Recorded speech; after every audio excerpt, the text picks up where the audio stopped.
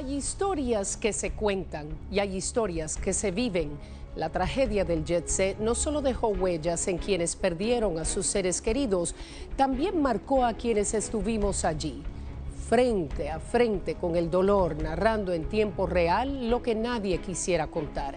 Fuimos testigos, pero también fuimos parte. Esa noche y los días que siguieron, no solo informamos, cargamos con historias, rostros y lágrimas. Nos llevamos con nosotros escenas que no se borran, que regresan en la memoria cuando se apagan las cámaras. Aquí podemos ver una persona que llevan en esta camilla. Al parecer está viva. ¿Quién? Nos dicen algunos colegas que están ahí que se apellida Montilla. Aquí podemos ver otro que están rescatando, gracias a Dios, con vida. Ahí hay una señora, los familiares piden los nombres. Aquí podemos ver otra persona, gracias a Dios, que es sacada con vida. Y ahí vemos que lleva un cuello ortopédico en las primeras emergencias. Y en esta mañana, hace menos de un minuto, 3 personas más han sido rescatadas con vida desde el interior. Cuando yo llego al jet set, o sea, eso fue para mí demasiado impactante porque colapsó totalmente y yo pensaba que me iba a encontrar con una parte del techo, no con el techo completo.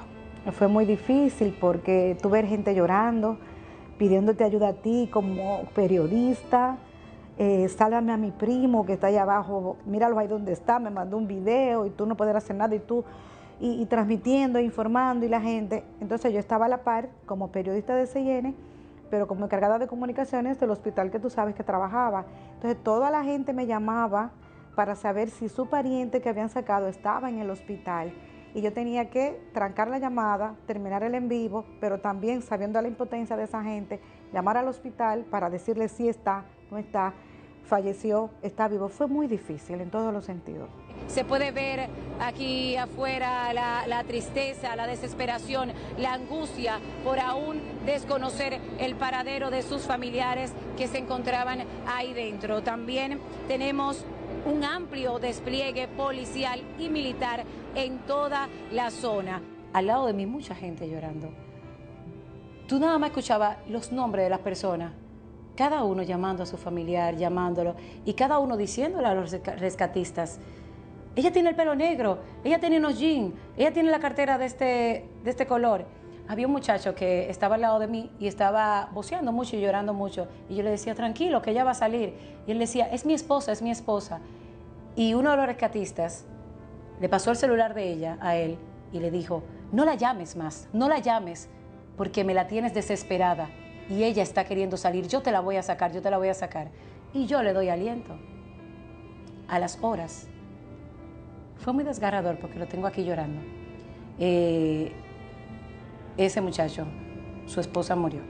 Avanzan las horas, aquí crece la incertidumbre, la desesperación, la angustia de quienes aún no conocen del paradero de sus familiares y que están aquí, se encuentran apostados desde esta mañana para ver cuál es el paradero, si corresponden algunos de los cuerpos a sus parientes. Yo creo que no hay forma humana para tú tener la valentía de contener las lágrimas cuando tú ves tanto sufrimiento, desesperación, indignación de familias que esa noche lo perdieron todo. Familias de personas que no perdieron, por ejemplo, a un solo pariente. Recuerdo que mientras cubría en el INASIF, encontré a una joven que había perdido a su hermana, a su hermano, a su cuñada, a 2 primos. Y ver la desesperación de cómo las personas llegaban allí para tratar, al menos de tener una información sobre su familiar, de identificarlos en ese momento cuando le llamaban. Ver ese dolor, yo creo que no hay forma humana. Uno contiene las lágrimas frente a las cámaras, pero cuando tú estás fuera del aire, no hay forma humana de tú no llorar junto a esas personas. Continuamos en el entorno de este hospital Ney Arias Lora, donde han sido traídas unas 18 víctimas de la tragedia que se registró en la madrugada de este martes en la discoteca Jet Set. Y este listado, según nos informan algunas de las personas, no ha sido actualizado desde las 8 de la mañana. En el entorno del centro de salud, como se puede observar, hay personas, allegados, amigos, parientes, conocidos de algunas de estas víctimas que están a la espera de algún tipo de información. Fue una tragedia que impactó a mucha gente que tú conocías. Había gente, figura pública, que quizás tú no has compartido con ellos, pero al tú conocerlo de tanto tiempo, la gente cree que el artista es familia suyo, que el deportista es familia suyo, sin haber compartido con ellos. Entonces eso mismo nos pasaba a nosotros, que tú ver una persona llorando de impotencia, de tristeza, de amargura por un pariente, tú te identificabas con él y tú llorabas con él. Eso me pasó a mí, eso lo viví varias veces desde ese martes a las 2 de la tarde que yo llegué al INASIF, y cada uno de los días siguientes que estuve ahí, hasta el viernes que Noticias SIN cerró la cobertura de las 11 de la noche de ese viernes, creo que cuando el INASIF entregó el último cuerpo. Han identificado, según tenemos entendido, alrededor de unos 32 de manera oficial, aunque alguien salió a decir que ya van alrededor de 50 identificados, y hemos visto vehículos también de diferentes funerarias que vienen y se llevan los cadáveres de las diferentes personas que vienen a buscar. Este es otro de los casos que tenemos aquí, señores, que vienen a buscar a uno de sus familiares.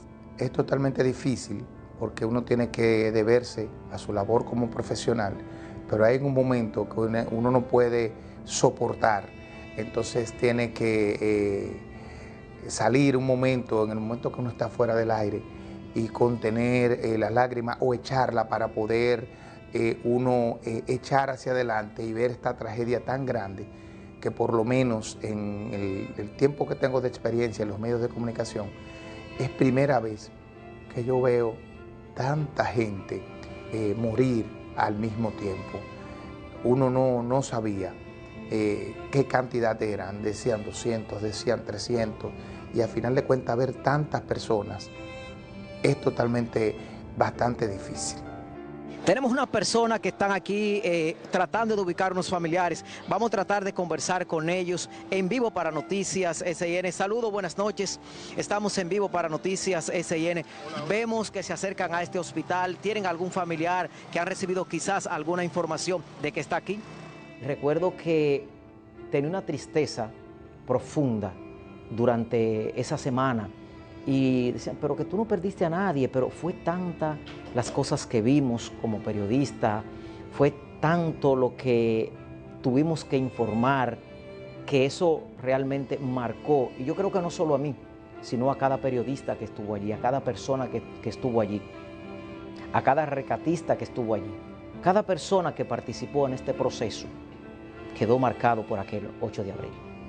Queremos aclarar una información que ha estado obviamente generando mucho debate en redes sociales. Es el estado de salud de Ruby Pérez. Durante varias horas durante la mañana nosotros simplemente seguimos la información oficial que no se sabía del paradero de Ruby Pérez. En algún momento el general Méndez en una rueda de prensa dijo que el equipo de comunicación de Ruby Pérez había informado que el merenguero ya se encontraba en Sedimat y que estaba recibiendo atención médica. Sin embargo, tenemos información de su hermano que dice que no ha sido rescatado.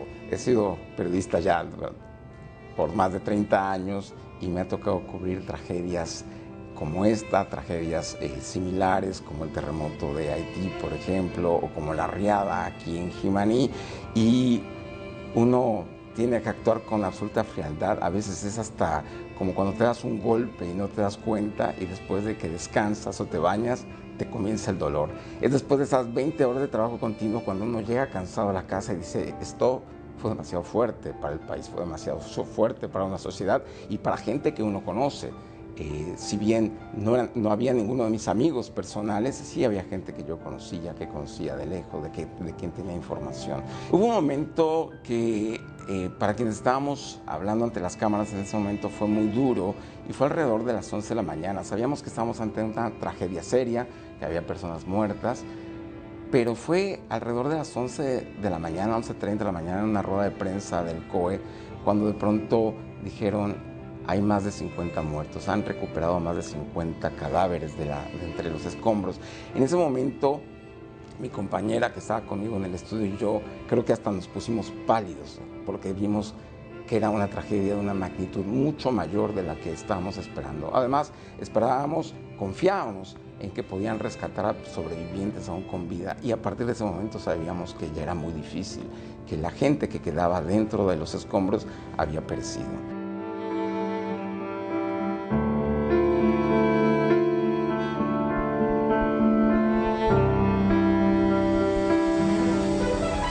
Un año después del derrumbe en la discoteca Jet Set, el país no ha logrado dejarlo atrás, no ha pasado la página, la lleva marcada en la memoria.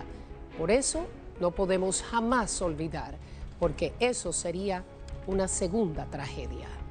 Así nos despedimos en esta noche, como siempre. Gracias por acompañarnos. Pasen buenas. La cita en solo minutos aquí en Noticias SIN Emisión Estelar.